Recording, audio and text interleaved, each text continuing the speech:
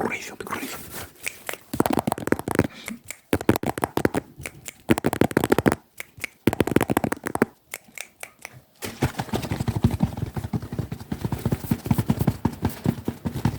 you're good. I make music. I'm doing Sunday chat. We're supposed to drop a song a day. Until the end of the year. I drop 7 songs every Friday. 7 songs. Link in the description if you want to check out my latest release, and also drop YouTube Shorts clips. So if you want to check that out, go to my YouTube Shorts tab just to get a taste of what's cooking in the kitchen. Xbox is doing this thing where they are shipping their exclusives to other platforms. And kind of, I guess there's rumors circulating that they're kind of leaving the console space essentially. Like they're just going to become a digital platform and become essentially a publisher. Make all their first-party titles third-party and essentially stop making consoles. I think that's the direction they're headed in. And people have been arguing for years now, like what's the point of exclusives and all this sort of things. And I don't think it's a complicated concept. I never understood why people don't get it. Like I never understood why people don't get why a business would want exclusive offerings to sell its products. Isn't that common sense, guys? If I start a gaming company today and I make a console and I'm like, this console is going to have these games and these games and these games, and if you want to play these games, buy my console. That's great marketing, because not if I show you trailers of the game and you like the game, I really want to play that game, I'll buy the console to play the game. Apparently I'm not allowed to do that. Apparently that's immoral, greedy, and everyone should have my games on all the other platforms. Guys, that is what is known as communism. That's communism. You're telling businesses where and how to sell their products. This is a private company, so in my situation, it's a private company. I can do what I want with my products, right? When people are screaming online for me to make this game available on this platform, so Sony, let's use a real life company, PlayStation. They have games that are exclusive to the PlayStation. Bloodborne, for example, locked to the PS4 and I guess PS5. You can't play it anywhere else. People are very mad about that. They're like, I don't want to play it on the PlayStation. I want to play it on PC. PC has higher frame rates and all these things. Like, okay, tough. Don't play the game. Like they don't owe you anything. You're not entitled to this. Like I don't understand. Like it's not yours. You don't own Bloodborne. If Sony wants to keep it on their PlayStation, they will. Now, Sony has been making a lot of their IPs available on PC. Me personally, I think that dilutes the brand. I think you need stuff that is exclusive. You need a lot of stuff that is exclusive that sets you apart. Otherwise, there's no point in owning a PlayStation. Like, there's no point. Just get a PC and you can play all the PlayStation games.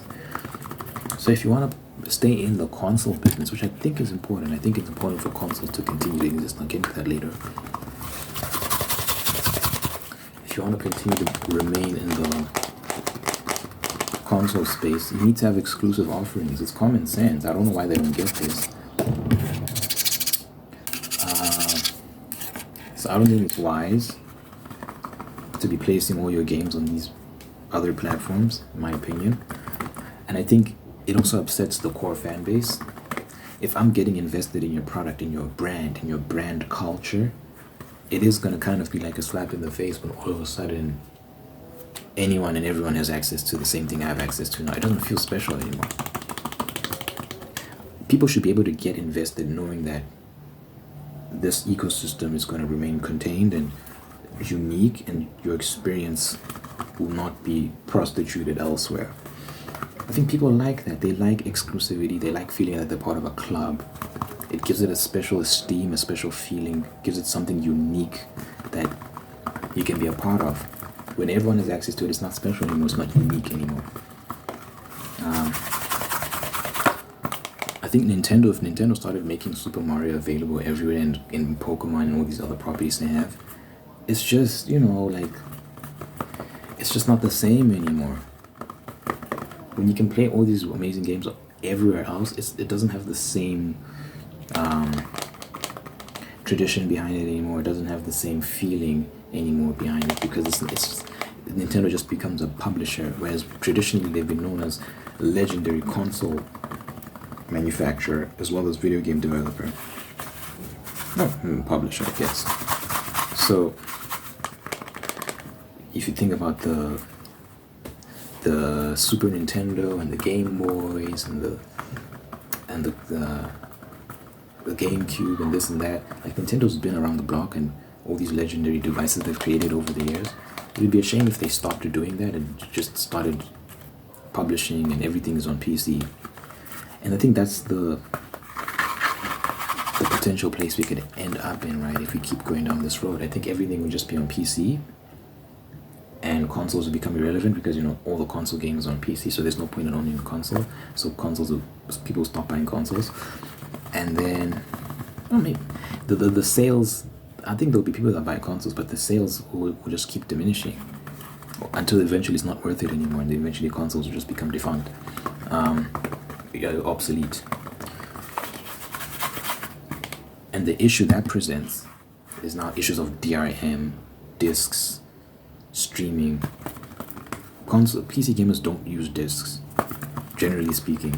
Maybe there's some who use this, but you don't see them being sold that much, that often, like physical games for PC. Most PC gamers get their games from Steam, Epic Game Store, or whatever, and some of them pirate their games. Very few PC gamers physically own games, and I don't even think games are physically manufactured for PC that often. I think it's rare to find like a PC game that's like a disc. Consoles are the only place you can go to get discs, and Nintendo Switch has the little cartridges. So I think everything will just go digital if games become locked to PC. Essentially, if consoles become defunct and everyone just plays on PC, I think games will just go digital, and then these companies can now start clamping down on DRM more aggressively than ever before. So now it's going to be a thing of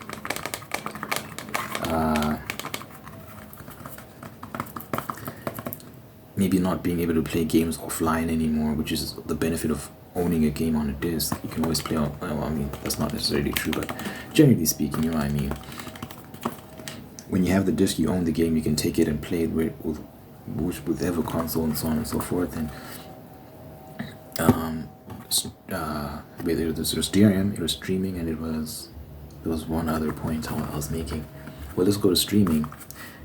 I think it opens up the doors for streaming as well, where it's easier to push this agenda of getting everyone to just stream games, because now once everyone is on one platform, PC essentially, you can create like Steam and all these other Epic Game Store and so on and so forth. They can just be like, listen, we're just going to become like Netflix, and you pay us a subscription fee, and if you want to play your games, you stream them. This thing of owning games, like who said it recently? Was it EA or Ubisoft or someone said owning games is going to be a thing of the past or something, and people are very upset about it. Like, a company has said this, so you can see that they're already thinking about it. It's not far-fetched. It's not some conspiracy theory. These companies are thinking about how to implement these sort of things. If everyone's gathered in one platform, and it's much easier to do versus when you have alternatives.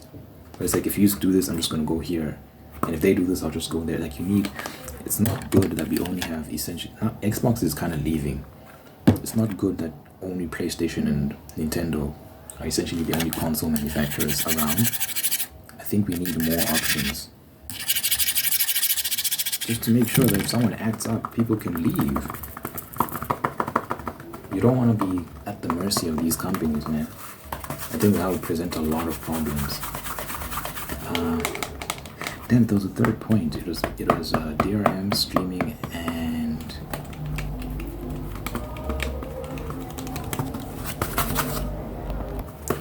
I think the third one was no disc, which I've already spoken about. So anyway, I think the difference between PC gamers and console gamers, PC gamers, they have this elitist kind of mentality where it's like, they call themselves the PC master race, and so on and so forth, stuff like that.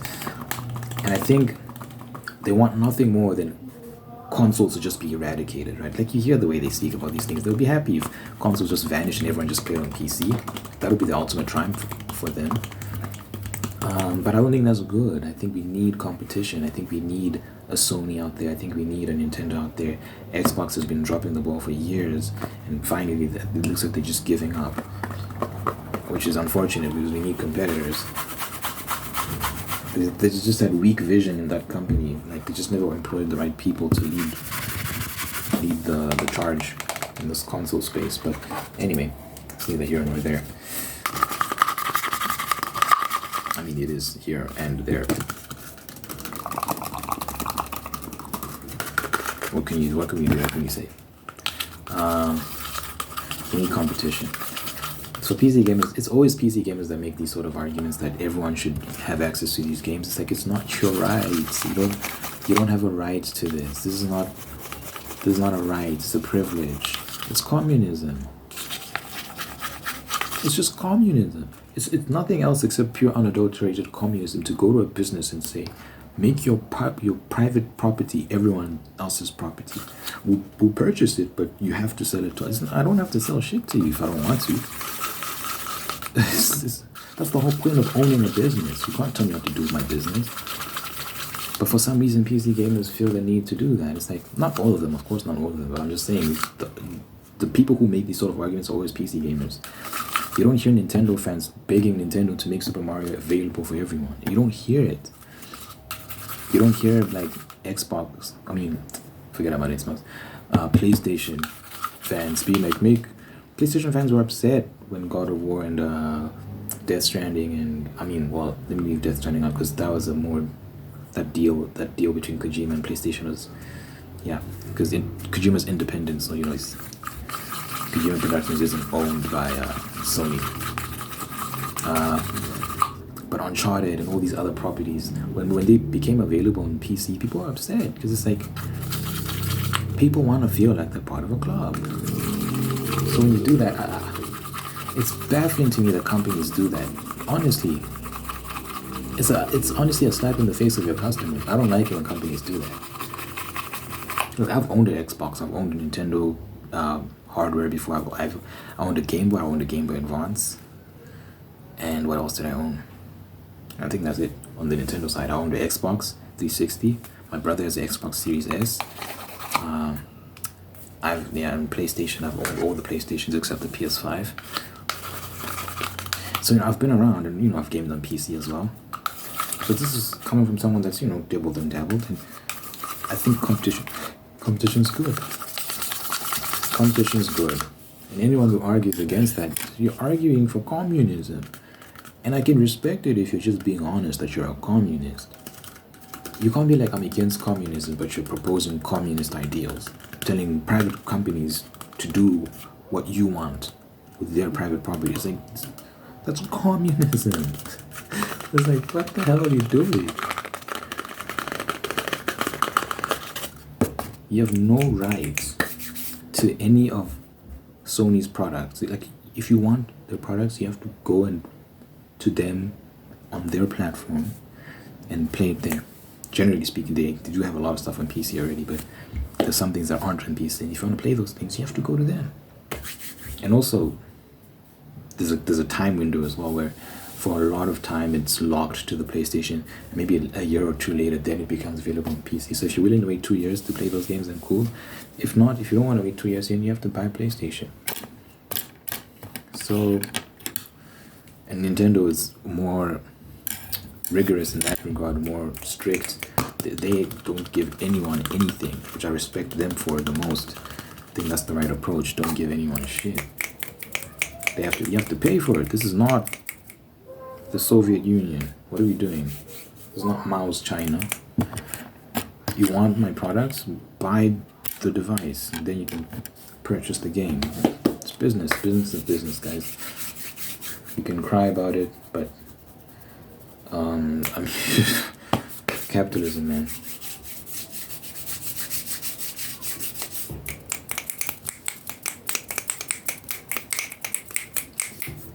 If you hate capitalism, I guess you can be a communist if you want, but I wouldn't recommend it. Anyway, let me pray and get out of here. You know that's a prayer at the end of all my videos. Dear God, thank you for this individual watching this right now. Thank you for making them whole, unique, and guided on a path towards peace, prosperity, and purpose. Peace, prosperity, and purpose. Thank you for blessing this person with wonderful people in their life who love them and take care of them and bring the best out of them, that you're maintaining the ones that are there to do the same thing. Thank you for blessing this person with the spirit of gratitude so they can give thanks for all the wonderful things in their life, and by giving thanks they can find peace and contentment and attract even more blessings. Thank you that your presence is felt in this individual's life, and that they know that you're God, that you're real, and that you're taking care of them, that you love them. Good health, long life, and happiness over this individual and everyone they care about. In my name I pray, Jesus, I pray.